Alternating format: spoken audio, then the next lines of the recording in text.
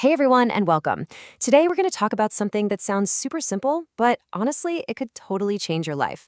It's all about learning the art of letting go. So let's start with a moment I bet we've all had. Picture this.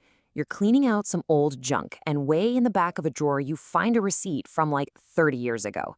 You just kind of stare at it, thinking, what in the world did I even buy?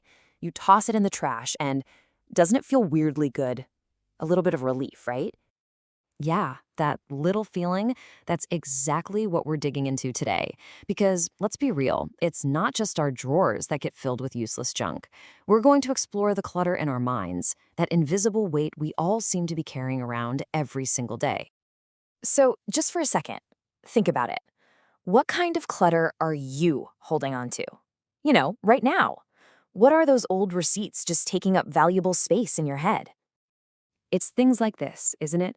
That one cutting remark someone made years ago that still stings a little, or a past failure that you just keep replaying in your mind. Maybe it's a lingering regret, for something that slipped away. An old grudge. Man, those can be heavy. And of course, the big one. That constant nagging worry about what other people think of you. This is the junk we store in our minds. And here's the craziest part, right? We often treat this mental baggage so carefully, like it's some kind of precious treasure. But all it does is make life feel heavy and difficult. We are literally weighing ourselves down with things that don't help us one bit. But here's the big question, the one that can change everything. What if we didn't have to carry it? I mean, really, what if we could just open up our hands and let it all drop? That's the powerful idea we're unpacking today. Okay, so this brings us to our next big point. Two of the heaviest pieces of baggage we carry are our attachments to the past and our anxieties about the future. So let's talk about the illusion of past and future and how we can reclaim our power in the only place that's actually real, right now. This slide just lays it out so clearly. I mean, think about the past. It's gone. It doesn't exist in reality anymore, only as a memory in your head. And the future? Well, it hasn't happened yet. Worrying about it is basically like writing a scary movie in your mind and then getting terrified by your own movie.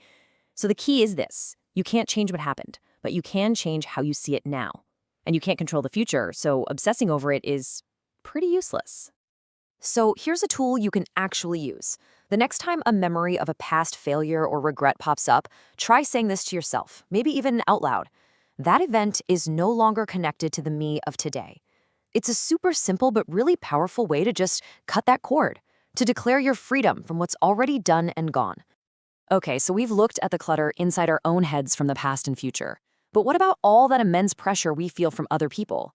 Let's dive into our third section, the chains called others and how to break free from them. I absolutely love this metaphor for dealing with negativity. Think of someone's harsh words as a stone they've thrown that just landed on the ground in front of you. Now, you have a choice. If you don't bend down and pick it up, what is it? It's just a stone on the ground. It has zero power over you unless you choose to pick it up and carry it. So how do we actually do this? How do we not pick up the stone? Well, it's a simple three-step process. First, acknowledge. You hear what was said and you just think, okay, so that's their opinion. That's it. Second, recognize. Understand that this is their thought, it's their stone, it is not your reality. And third, the most important step, release. Make a conscious choice not to pick it up. Just let it lie there on the ground where it belongs. And this same idea applies to so many other chains we let people put on us. The pressure to live up to so-called common sense, that constant draining habit of comparing our lives to other people's, the frustrating impulse to try and change people, and of course, that deep fear of being disliked. These are all stones we just don't have to pick up. Because here's the fundamental truth of it all. Your life is not a competition. It is not a race. Everyone is walking their own unique path, seeing their own unique view. Comparing your mountain trail to someone else's walk on the beach is completely pointless. They're just different journeys. All right, let's bring all this home in our final section. It's time to go beyond "it doesn't matter" to really get what the goal is here. This isn't about becoming cold or indifferent, not at all. It's about discovering a profound sense of peace and a much deeper kind of kindness. This is such a crucial point. When we talk about letting go, it is not an instruction to become apathetic or to stop caring. It's the exact opposite. It's an act of wisdom. It's about releasing your tight, white-knuckled grip on all the things that were never really in your control in the first place. This slide just shows the difference so beautifully. On one side, you have attachment. This is about clinging, needing things and people to be a certain way just so you can be happy. And well, that's a source of suffering. But on the other side, you have love. And that's about simply allowing something to be, appreciating people and situations as they are without needing to control them. That is a source of real peace. So, what about our own powerful emotions like anger or sadness? Well, think of them like clouds floating through the vast sky of your mind. They appear, they might linger for a little bit, and then they pass on by. You are the sky, not the cloud. You don't have to grab onto them. You can just watch them go. And when you start to really practice this, the freedom you gain is incredible. You stop fighting with reality. You can finally accept yourself, imperfections and all. You can accept other people as they are without needing them to change for you. You find this quiet, gentle strength inside.